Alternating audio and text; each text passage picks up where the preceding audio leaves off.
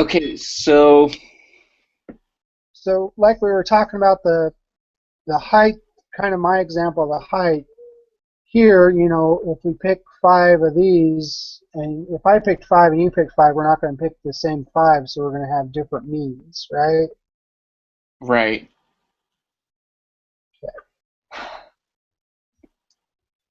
But if you continued with your sample size and you kept on, I guess, sampling people, testing their height, eventually you would get the normal distribution though, and your mean would equal out, right?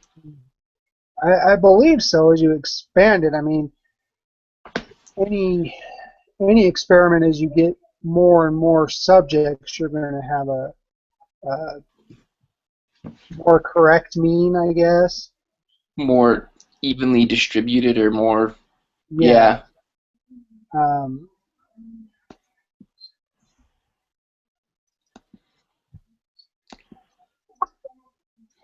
but, Um, like with this, I don't think our means would be way off. I don't think I would get 6'2" and you would get 4'5" or something. I think we'd be fairly close. But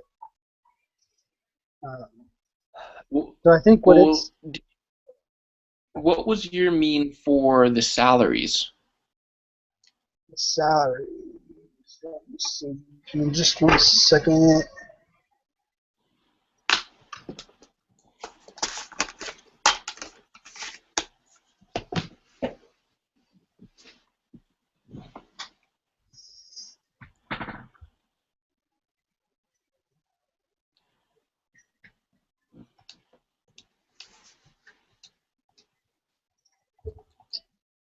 Yeah.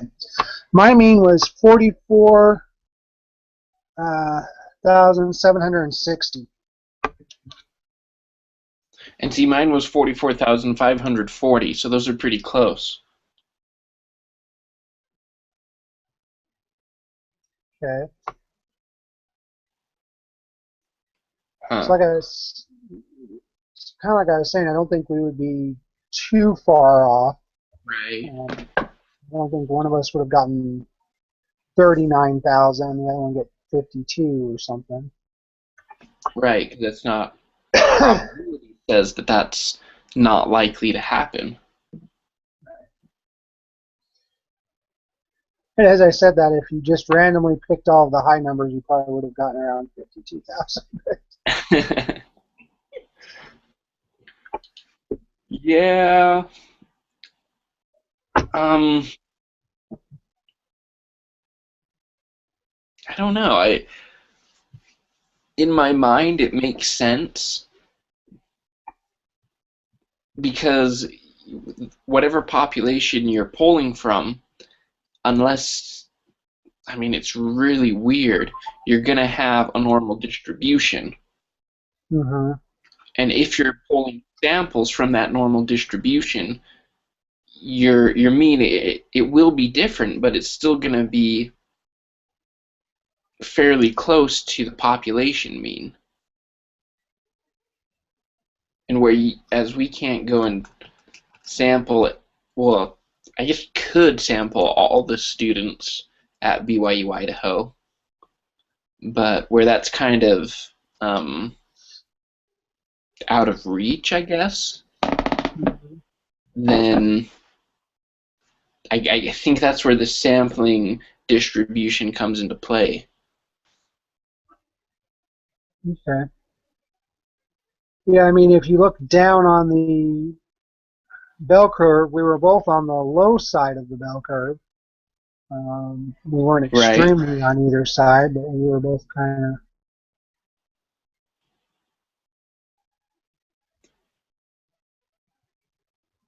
on I that mean, low we got side. less than.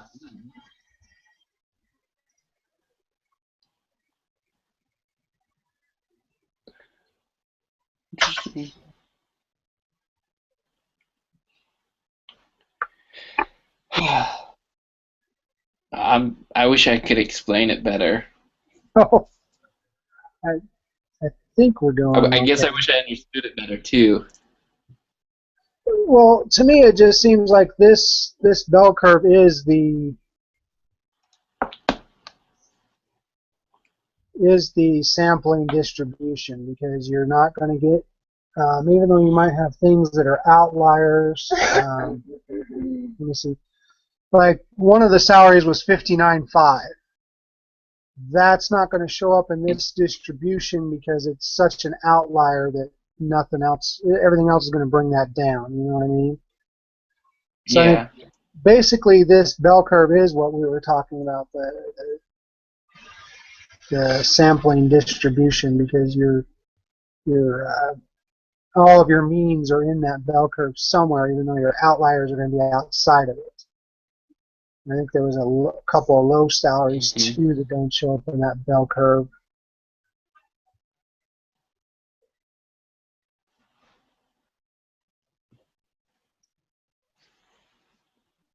I think you cut out there for that last little bit of what you said. Oh, I was just saying that, uh, I think that bell curve basically is kind of what I was talking about. Is Right. you're going to have individual pieces of data that are both on the low side and the high side, but they don't fit into that bell curve. Okay. And there's like a 50, there's almost a $60,000 salary which isn't on that bell curve. There's Right. a $34,000 salary that wasn't on that bell curve. So I think uh, this is basically all the means that you're going to get from a random sampling. Right. Okay. So I think both of our. I don't know.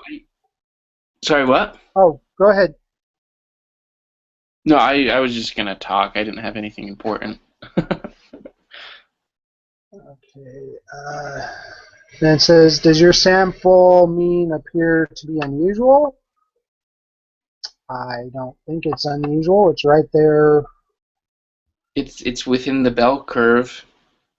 hmm And it's not like, I would say, on either extreme either. So Right. it's not like we had I a. think within the normal distribution, it's not unusual. hmm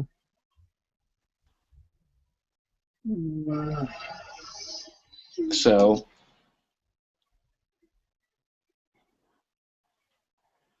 I guess we don't have three other individuals to compare with. Check with. Yeah.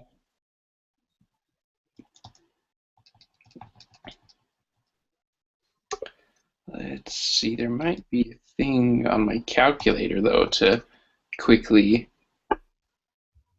Uh,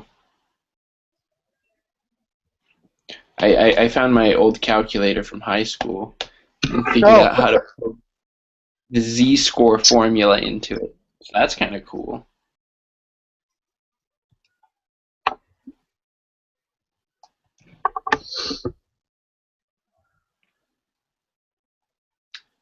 Um, okay. And so the then. GMAT with those questions. Um, let's see.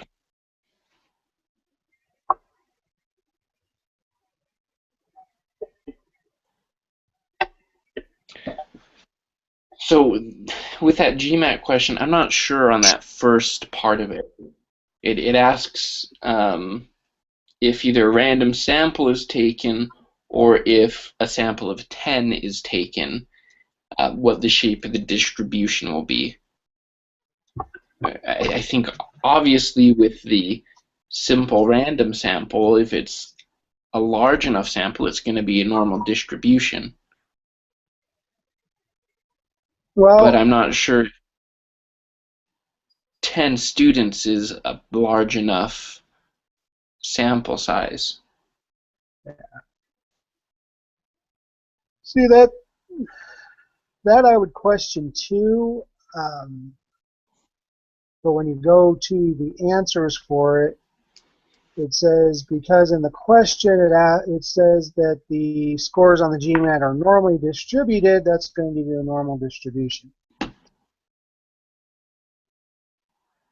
Like when you Good, go to good an A, catch. well, I'm just saying,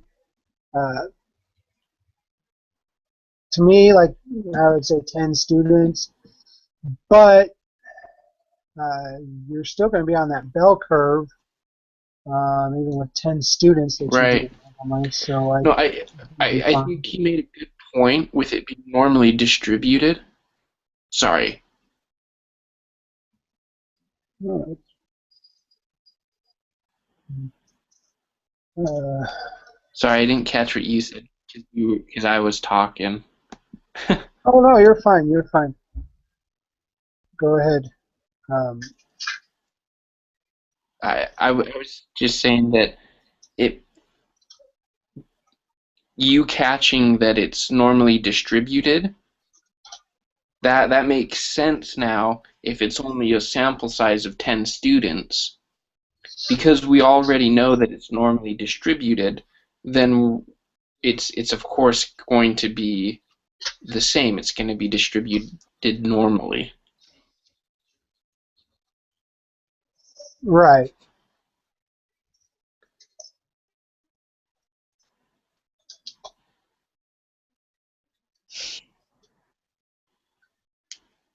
Okay.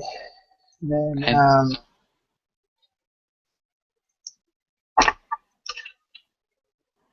what is the mean of the sampling distribution of sample mean scores for all such samples? Okay. this question confuses me. Well, I think we're finding the mean of all of our means, basically, which to me is just going to be the mean of the whole thing. Wouldn't you think? Okay. To me, that's what it sounds like. It I sounds like think so. sounds like you're So the going. mean,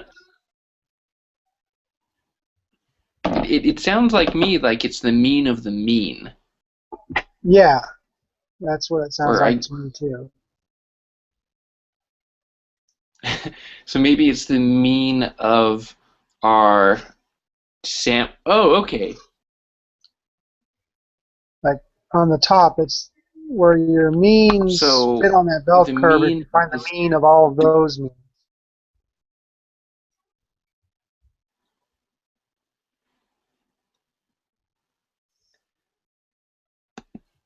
Sorry, Bernie. I'm having a hard time. Oh, I'm sorry, but like before on our bell curve, it's kind of like Okay. if you took. You got me now? I yes. Okay. Um, I can hear you fine now. It's just sometimes you'll turn into a robot almost and talk in well, slow-mo. sorry. I promise I'm not really doing that. It's not your fault. Um, but like our bell curve before, where we took all of those means, added them together, and found the mean of our means. There would be the mean. I think it would have to be about the same mean as if we added every single score together and found the mean. Wouldn't you agree? Yeah, I agree. It, I'm really glad that we meet as a group because sometimes just talking about it helps you to understand it better. Yeah, I agree. So if you look at the answer sheet for that, let me click over. Now it says the mean of the sampling distribution of the sample mean is equal to that of the parent population, 529. Right. Was that from the key? Yeah, Okay. so the mean of the Yeah, sampling that distribution should be equal to the, yeah, so it should be equal to the mean of the parent population. so then if we get a sample, let's go back to the height thing. Does that mean if we get a sample of 20 students from BYU Idaho and we um, did one of these things where we got all the different combinations of their height and got all those different means, kind of like how it did with the salary, then will we know what the average height of students at BYU Idaho is? I would say so because, just like I'll bet you if we went back to the salary and we figured out the whatever it says, there's like 100 and or 142,506 possible combinations of the 30 salaries. I'll bet if we figured out all those means and found the mean of that, it'd probably be the mean of if we just added them all up and found the mean. So I'll bet you if like I'll bet you're right. if you did 20 students and I did 20 students, the mean of those 40 students would be the mean of the 20 you did and the mean of the 20 I did divided by 2, basically. Mm-hmm. Okay.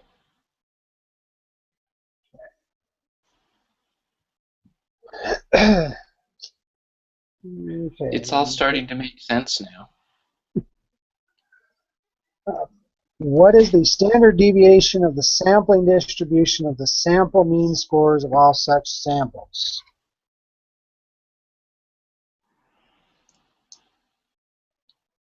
It's the standard deviation of the sampling distribution of the sampling. Won't it be the same standard deviation as the parent population?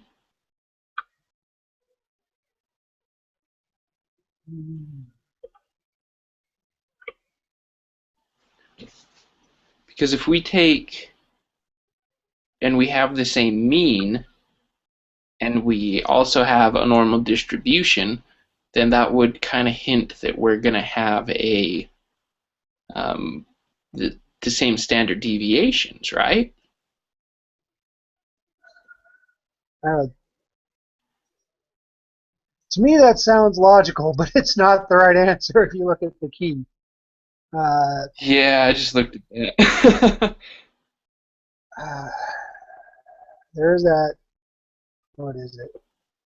You have to take the standard deviation of the entire sample size and divide that by the square root of your sample. So if the standard deviation of the entire sample size is 113, you're going to have a Then our square root of standard 10. deviation is going to be 35. So your standard deviation will be 35.734. To me, this makes some sense because if Because you have less data. yeah, so you're going to have your standard deviation, but you're going to have a smaller sample size. Your standard deviation is the entire population. So you're trying to find a standard deviation in your sample, which is in this case is only going to be 10 students. So Okay, yeah. that kind of makes sense to me. I think I understand.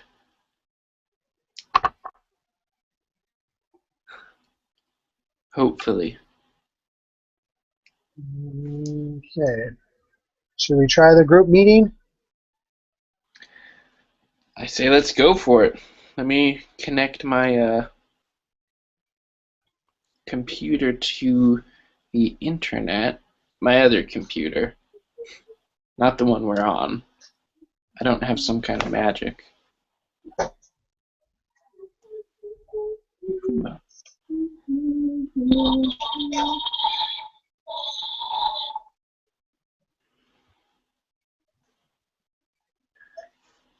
So is that Aaron or Zach that keeps on popping up behind you?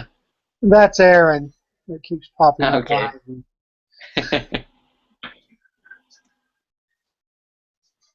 Oh. Sorry. Okay.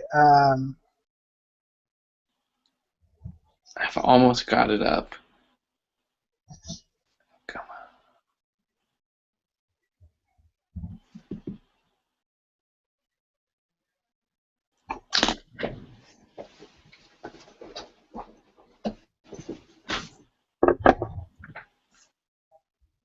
When we were talking to my brother-in-law on Christmas, he's serving his mission in the Philippines.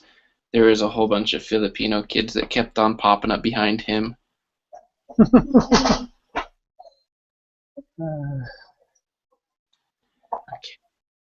Group meeting.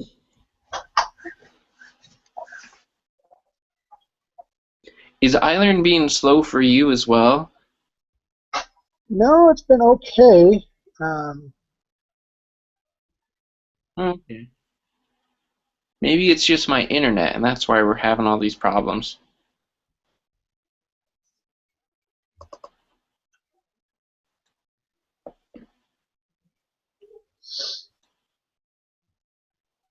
Okay, I've got it open.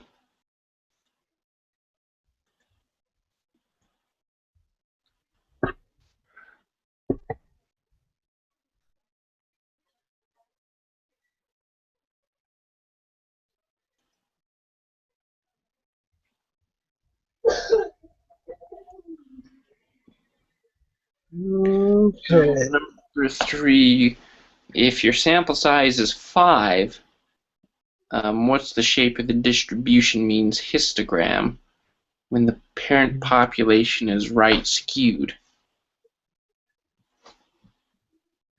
It's going to be kind of normal.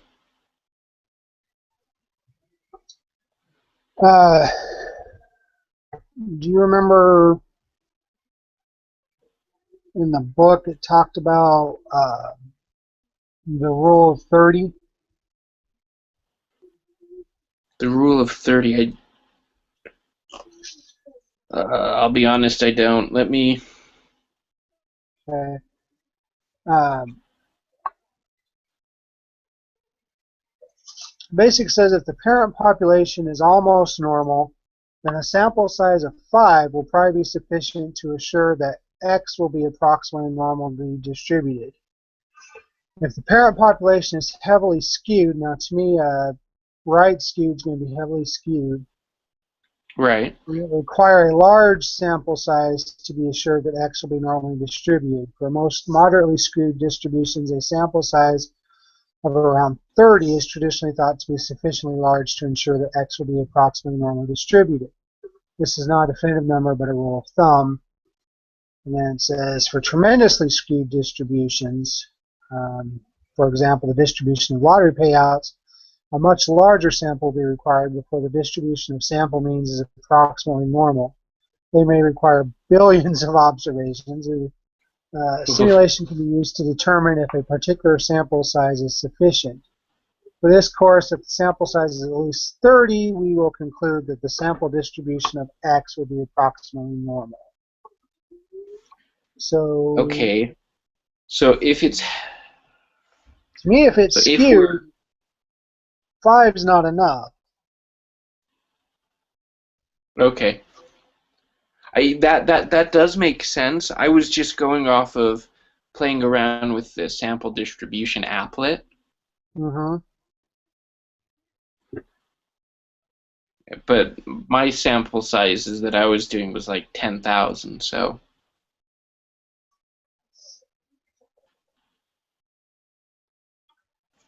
So then if it is right skewed, then the shape of our distribution means is also going to be skewed right. That's what I would take from it. Okay.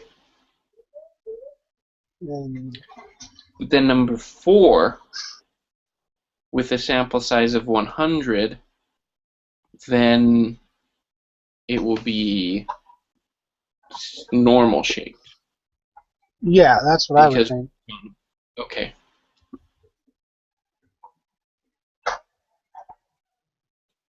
And then the population is normally distributed, so that's going to be normally distributed as well.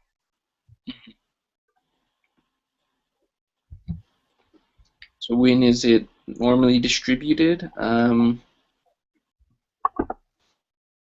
When data is normally distributed and the sample is small, and when the sample is large. And then when data is drawn that's right skewed and the sample size is large. Is that what you would say? Yeah, that's what I would say from that. Okay. And then central limit theorem. Hold on, let me see. I want to see if I can remember that before I try and answer this. That's when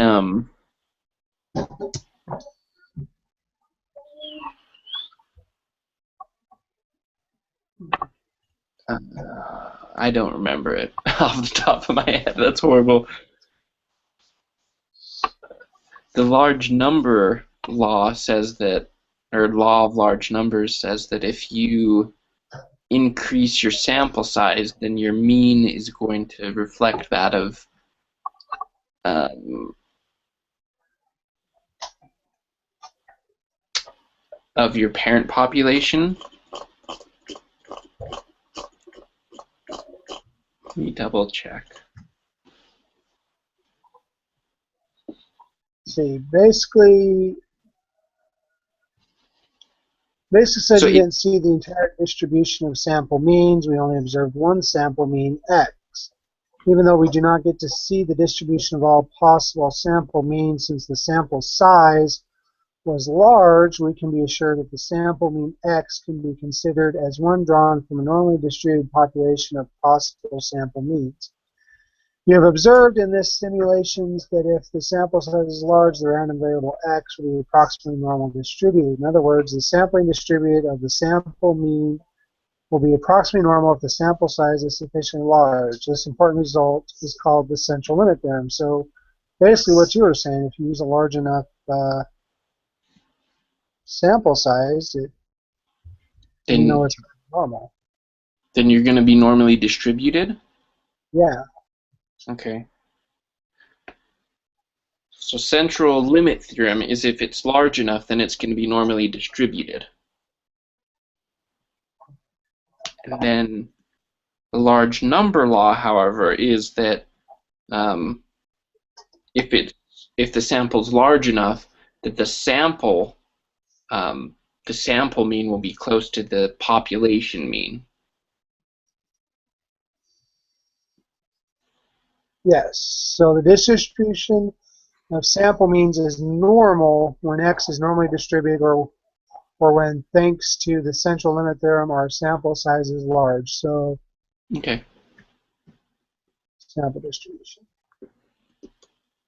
Okay. Let x be a random variable with the mu of 10 and the standard deviation of 6. Suppose the sample size of 36 is drawn from this population.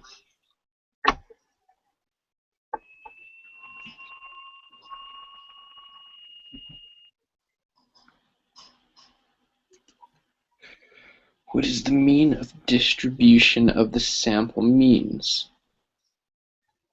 In this case, would it be 10? Because we have a Hmm? I feel like it gave us a number when talking about the law of large numbers.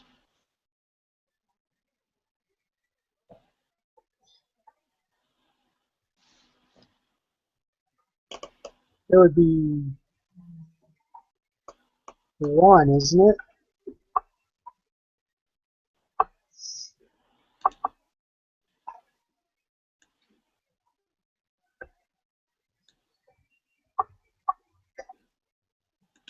Did you do that using the standard deviation over the square root of the sample Oh, size? I'm not sure if that's how to do it. That's the next one.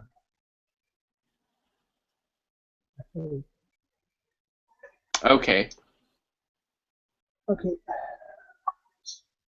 So number 8 is going to be 10?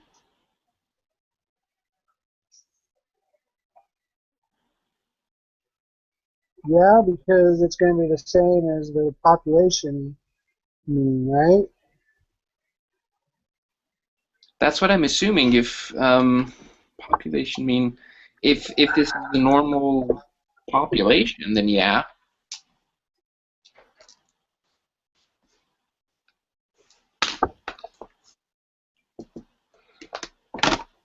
Don't you love statistics? And then 9, it says 3 decimal places, but I got 1 because you have 6 divided by the square root of 36, right? um, yeah, 1.0000. Okay. Hold on, I'm in the preparation. It was a lot like this.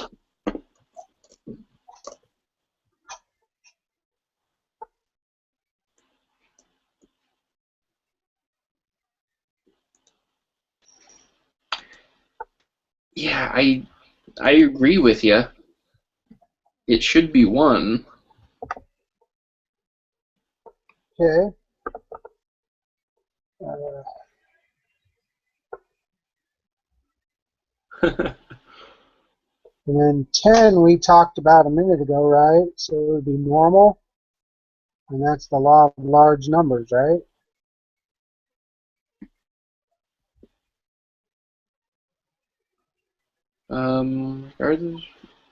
That's the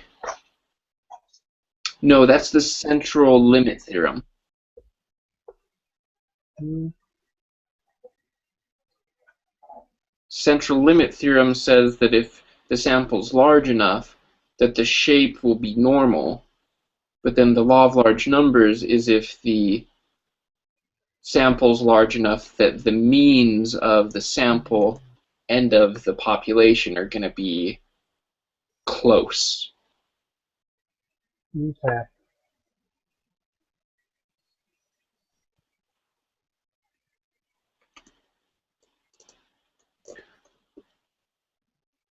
Let's see. So normal and then central limit theorem. Yeah. Okay. Let's see. I feel like I missed one, but nope. Ready to I'm going to submit? submit it. Moment of truth. Yay! Nice. Sweet. Alrighty, I'm going to stop broadcasting. Okay, cool.